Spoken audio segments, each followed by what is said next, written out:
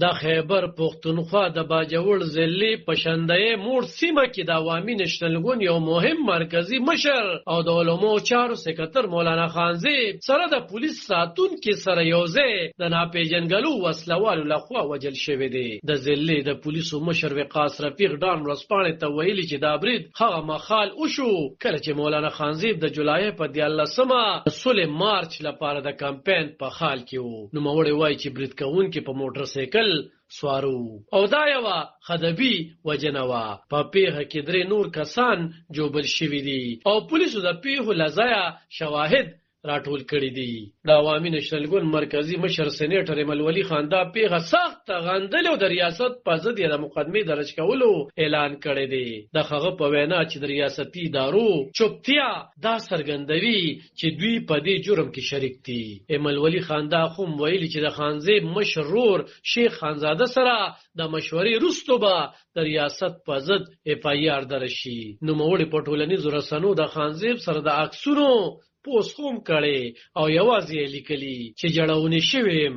د عوامي نېشنل ګوند د خیبر پښتونخوا مشر میا افتیار حسین دا برید د ټولې پښتني ټولنې د شعور او د سولې په خلاف عمل بللی دی. نوموړي د 3 ورځني سوګ اعلان کړي. د ګوند ټول فعالیتونه ځنډولي او تور بیرغونه د ګوندي بیرغونو ترڅنګ غولو حکم ورکړي. د خیبر پښتونخوا وزیر اعلی علي امین ګنداپور هم دا پیښه غندلې او وړوند ادارو ته د پلټنو امر کړی دی. د هغه په وینا د پیښې عاملین به د قانون لمنګلو تراکش کړل شي.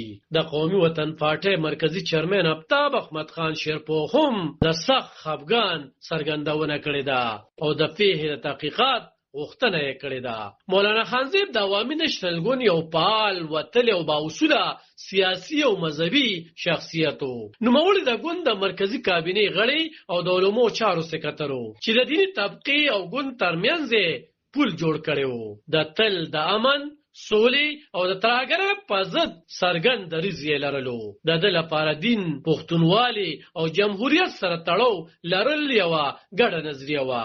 نوموړي د یوازې د باجوړ سیمه ییزو مسایلو ته غږ ورکړی و بلکې د ټولې پښتونخوا د یووالي او ړوند فکر ملاتړ یې کړی دی. د مولانا خانزیب وجل نه یوازې د عوامي نېشنل ګوند لپاره یو ستر نقصان دی بلکې د امن غوښتونکو پیغام خاموشه کول دي. دا پیښه یو ځل بیا دا سوال راپورته کوي چې آیا د سیاست، عقیدې او سولې لپاره غږ پورته کول به تر کومې پورې خاموشه کولی کیږي. علب خان شیرپو، دلبر نیوز 400. دا خیبر